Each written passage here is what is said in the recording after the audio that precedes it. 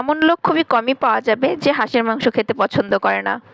আর আজকে যেভাবে আমি হাঁসের মাংস রান্না করে দেখাবো, এইভাবে রান্না করলে এর স্বাদ জীবনেও কেউ ভুলতে পারবে না, এতটাই টেস্টি।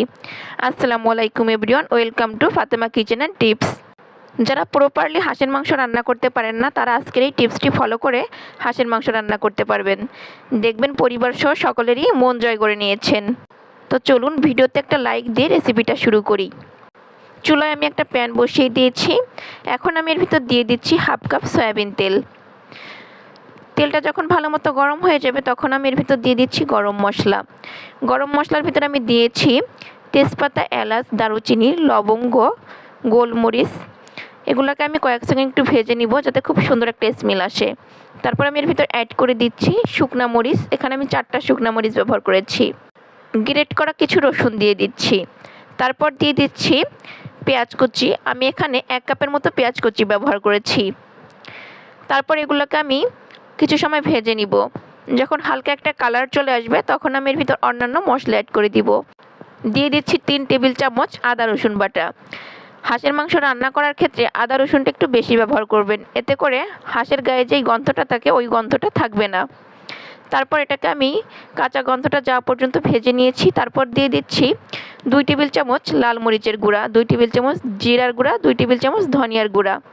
তারপর এগুলোকে আমি একটু ভেজে নিচ্ছি। কিছু সময় ভেজে আমি এর ভিতর অ্যাড করে দিব হলুদের গুঁড়া। আমি এখানে 2 চা চামচ হলুদের গুঁড়া ব্যবহার করেছি। তারপর দিয়ে দিচ্ছি লবণ স্বাদ মতো, 2 চা চামচ লবণ ব্যবহার করেছি। সামান্য একটু পানি দিয়ে মশলাটাকে একটু ভেজে নিচ্ছি। তো মশলাটা যখন পানির সাথে ভালো মতো ভাজা হয়ে যাবে, তখন আমি আরও কিছুটা পানি অ্যাড করে দিব। এই পানিটা দিয়ে আমি মশলাটাকে খুব ভালো মতো একটু কষিয়ে নিব। মশলাটা যত ভালোভাবে কষানো হবে, তরকারির টেস্ট কিন্তু ততটাই বেশি ভালো আসবে। তো এই পর্যায়ে আমার মশলাটা খুব ভালো মতো কষানো হয়ে গিয়েছে। এখন আমি এর ভিতর হাঁসের মাংস অ্যাড করে দিব। আমি এখানে একটা হাঁসের মাংস সম্পূর্ণটা নিয়েছি। এখন হাঁসের মাংসটা আমি প্যানের ভিতর দিয়ে দিচ্ছি। মাংসটাকে মশলার সাথে খুব ভালো মতো নেড়েচেড়ে মিশিয়ে নিচ্ছি।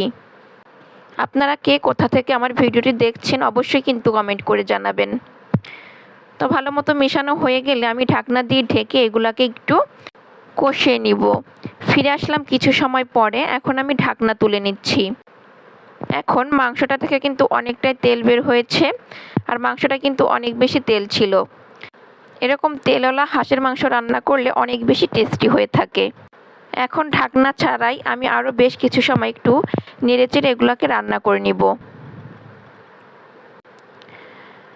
তো বেশ কিছু সময় আমি নেড়েচেড়ে রান্না করে নিয়েছি। এই পর্যায়ে আমি এর ভিতর অ্যাড করে দিচ্ছি আলুটা মাংসের সাথে খেতে আমার খুবই ভালো লাগে, তাই আমি যে কোনো সময় মাংস রান্না করলে আলুটা ব্যবহার করি।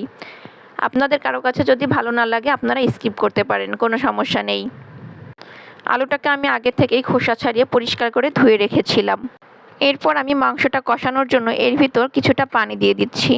আমি এখানে হাফ কাপের মতো পানি দিয়েছি। এই হাফ কাপ পানি দিয়ে আমি মাংসটাকে খুব ভালো মতো ঢাকনা দিয়ে ঢেকে কষিয়ে নিব। ফিরে আসছি কিছু সময় পর। এই পর্যায়ে ঢাকনা তুলে নিচ্ছি, আর পানিটাও কিন্তু প্রায় শুকিয়ে গিয়েছে। তো এখানে কিন্তু মনে হচ্ছে পানি পানি, আসলে পানি না, এটা কিন্তু হচ্ছে তেল, নিচে কিন্তু কোনো পানি নেই। তো আমি একটু নেড়ে চেড়ে দিচ্ছি, আর দেখতেই পাচ্ছেন মাংসের কালারটা কতটা পারফেক্ট হয়েছে। অবশ্যই বাসায় এভাবে একবার ট্রাই করবেন, দেখবেন সবার কাছে খুব বেশি ভালো লাগবে। এখন আমি মাংসটা রান্না করার জন্য পর্যাপ্ত পরিমাণে পানি দিয়ে দিব। এখন আমি ঝোলের পানি অ্যাড করে দিচ্ছি। যেহেতু আস্ত একটা হাঁস রান্না করছি, যাতে করে খুব ভালো মতো সিদ্ধ হয়, তাই আমি 2 কাপের মতো পানি অ্যাড করে দিচ্ছি। আর অবশ্যই এখানে ফুটানো গরম পানিটা ব্যবহার করবেন, তা না হলে কিন্তু পারফেক্ট তরকারির স্বাদটা পাবেন না। অবশ্যই ফুটানো পানি ব্যবহার করবেন। তারপর তরকারির ভিতর যখন খুব ভালো মতো বলক চলে আসবে, তখন আমি এর ভিতরে 5-6টা কাঁচামরিচ অ্যাড করে দিচ্ছি। কাঁচামরিচটা দিলে তরকারিতে খুব সুন্দর একটা ফ্লেভার আসবে। তারপর ঢাকনা দিয়ে ঢেকে এগুলোকে আমি বেশ কিছুটা সময় রান্না করে নিয়েছি। প্রায় 12-15 মিনিটের মতো রান্না করে নিয়েছি মিডিয়াম হিটে। এই পর্যায়ে ঝোল কিন্তু অনেকটাই কমে গিয়েছে, আর এখন তেল তেল রয়েছে। আমি এর ভিতর এখন অ্যাড করে দিচ্ছি ভাজা জিরা আর গরম মশলার গুঁড়া 2 চা চামচ।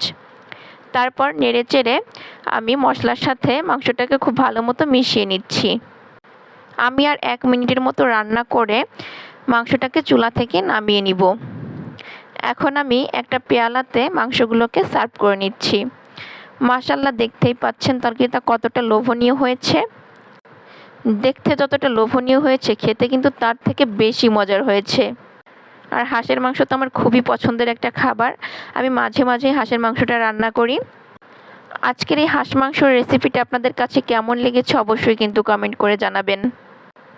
ভালো লাগলে লাইক, কমেন্ট, শেয়ার করে পাশে থাকবেন। আর এরকম সুন্দর সুন্দর ভিডিও পেতে আমার পেজ ফলো করতে পারেন আর চ্যানেল সাবস্ক্রাইব করতে পারেন। সবাই ভালো থাকবেন, সুস্থ থাকবেন। আজ এই পর্যন্তই, দেখা হবে নতুন কোনো ভিডিও নিয়ে। আল্লাহ হাফেজ।